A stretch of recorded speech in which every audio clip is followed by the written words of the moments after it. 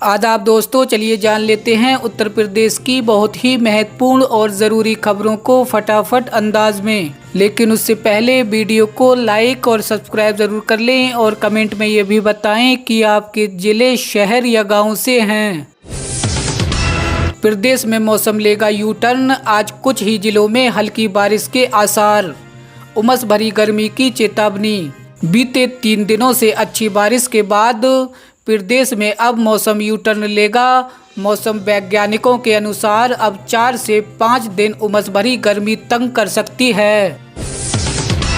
PM किसान योजना की 21वीं किस्त से पहले किसानों के लिए आई खुशखबरी। कृषि मंत्री ने किया बड़ा ऐलान। 21वीं किस्त से पहले किसानों के लिए बड़ा ऐलान हुआ। कृषि मंत्री शिवराज सिंह चौहान ने अधिकारियों को किसानों की शिकायत और मदद के लिए एक पोर्टल बनाने का आदेश दिया। यानी अब किसान भाई एक जगह पर अपनी शिकायत कर पाएंगे और उनकी मदद भी वहीं से की जाएगी। आधार कार्ड से जुड़ी हर परेशानी होगी खत्म। अब हर शनिवार को डाकघरों में लगेगा विशेष शिविर। गोरखपुर के डाकघरों में अब हर शनिवार को आधार कार्ड बनाने का विशेष अभियान चलेगा।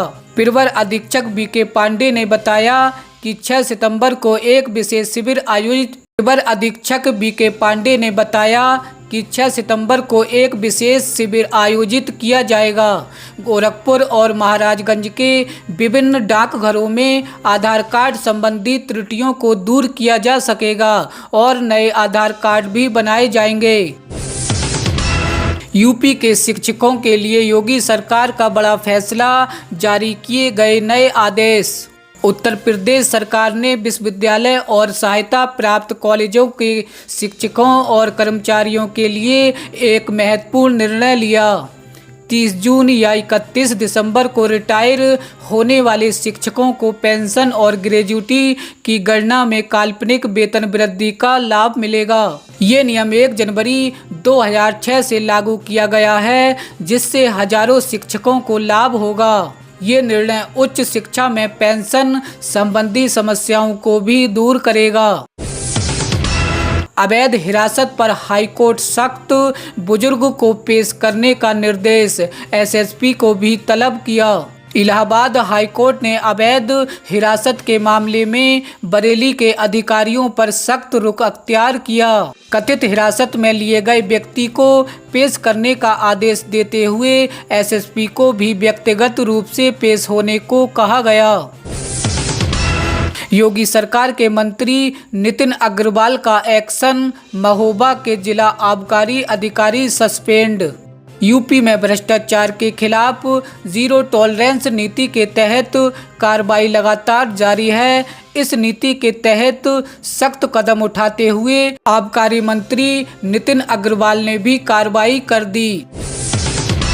उमर अंसारी की जमानत अर्जी पर हाई कोर्ट में सुनवाई टली। अगली हियरिंग 8 सितंबर को होगी। उमर अंसारी की जमानत याचिका पर सुनवाई अब 8 सितंबर को इलाहाबाद उच्च न्यायालय में होगी। राज्य सरकार के समय मांगने पर न्यायमूर्ति समीर जैन ने सुनवाई स्थगित कर दी। उमर पर गैंगस्टर एक्ट के तहत जब्त जमीन को छुड़ाने के लिए फर्जी दस्तावेज इस्तेमाल करने के आरोप हैं, जिसके चलते उन्हें लखनऊ से गिरफ्तार किया गया था। उन्होंने उच्च न्यायालय में जमानत याचिका दायर की है। गांव की युवती की मौत के बाद पोस्टमार्टम हाउस पहुंचे पिता के सामने आई इकलौते बेटे की लाश। बागपत में बीते मंगलवार को अहेड़ा हाल्ट पर एक युवक और युवती ने ट्रेन के आगे कूदकर आत्महत्या कर ली। युवती की पहचान स्वीटी बैंसला के रूप में हुई, जिसके स्वजन को मोबाइल के जरिए सूचना मिली। पोस्टमार्टम हाउस पहुंचे लोगों ने संदीप गोस्वामी भी थे। उन्होंने मर्चरी में अपने बेटे अभिषेक गोस्वामी का शव मिला, जिससे वो गहरे सदमे में आ गए। छेड़खानी की शिकायत करने आए छात्रा के पिता प्रिंसिपल ने पीटा। सहारनपुर के एक पब्लिक स्कूल में कक्षा 8वीं में पढ़ने वाली एक छात्रा के पिता से प्रिंसिपल ने मारपीट की। बताया जा रहा है कि छात्रा के पिता छेड़खानी को लेकर स्कूल में शिकायत करने पहुंचे थे। हालांकि इस दौरान प्रिंसिपल शिकायत सुनने के बजाय गाली गलौज करने लगा और लात घूंसों से हमला कर दिया। घटना थाना गंगोह क्षेत्र का बताया जा रहा है। उज्जैन में SBI बैंक से करोड़ों गायब, ताले तोड़कर नहीं ताले खोलकर हुई बड़ी चोरी। उज्जैन की महानंदा नगर स्थित स्टेट बैंक ऑफ इंडिया शाखा में बीते दिन की दरमियानी रात 1 से 2 करोड़ रुपए का सोना और 8 लाख रुपए नकदी चोरी हो गई। चोरी ताले तोड़कर नहीं बल्कि खोलकर की गई। पुलिस को शक है कि इस वारदात में किसी अंदरूनी व्यक्ति की भूमिका हो सकती है। यूपी में बनेंगे एक और 4 लेन सड़क, चौड़ीकरण के लिए 1500 पेड़ काटे जाएंगे। इन जिलों का होगा बड़ा फायदा। बाराबंकी में लखनऊ महमूदाबाद मार्ग को टिकैतगंज तक 4 लेन बनाने का प्रस्ताव शासन को भेजा गया। इस परियोजना का उद्देश्य औद्योगिक क्षेत्र को जोड़ना और निवेशकों को सुविधा प्रदान करना है। मार्ग के चौड़ीकरण के लिए लगभग 1500 पेड़ों को काटने की अनुमति मांगी गई। 4 लेन बनने से बाराबंकी, सीतापुर और लखनऊ के लोगों को आवागमन में सुगमता होगी।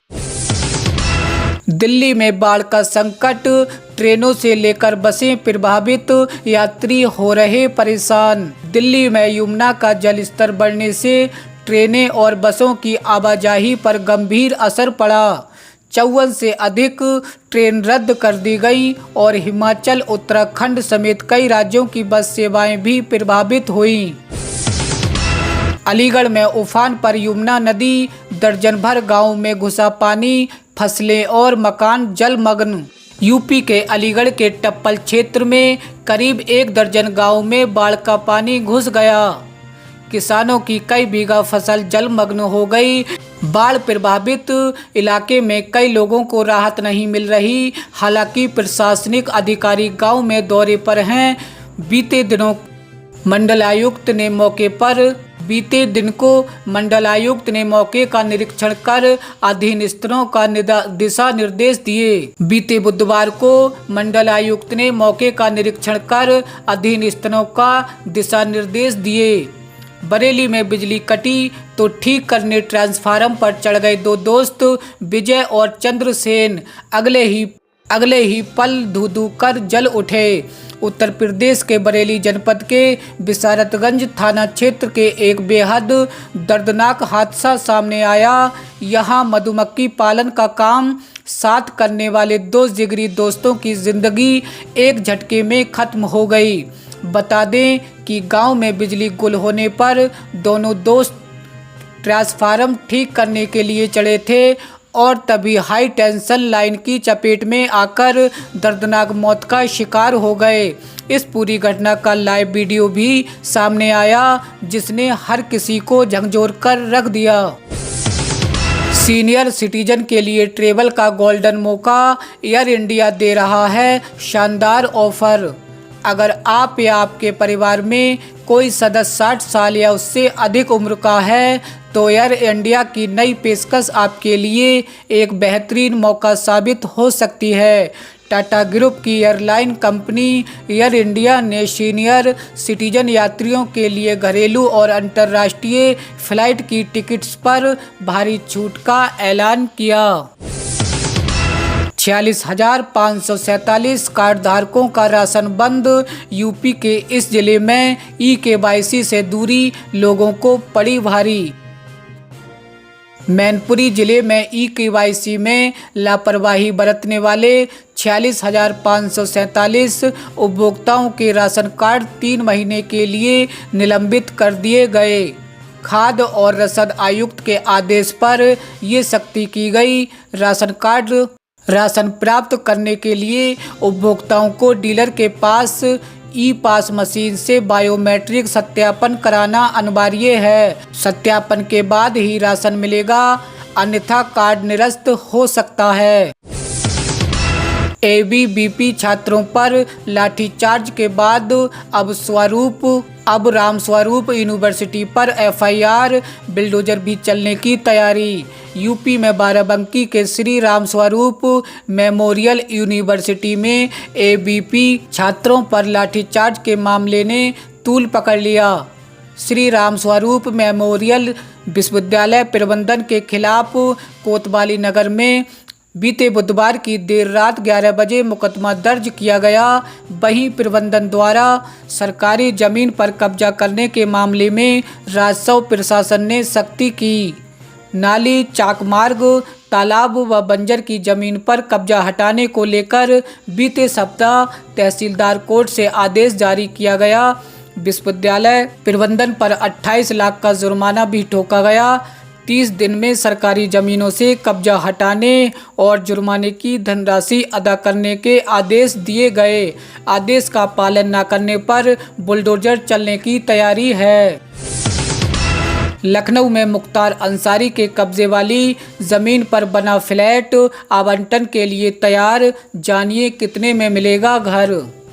लखनऊ में योगी सरकार ने माफिया मुख्तार अंसारी के कब्जे वाली जमीन पर आम जनता के लिए फ्लैट बना दिए हैं। शहर के डालीबाग इलाके में लखनऊ विकास प्राधिकरण ने ये जमीन मुख्तार अंसारी के कब्जे से मुक्त कराई थी और अब यहाँ 72 फ्लैट्स बना दिए गए। इस फ्लैट्स को गरीबों में आवंटित किया जाएगा।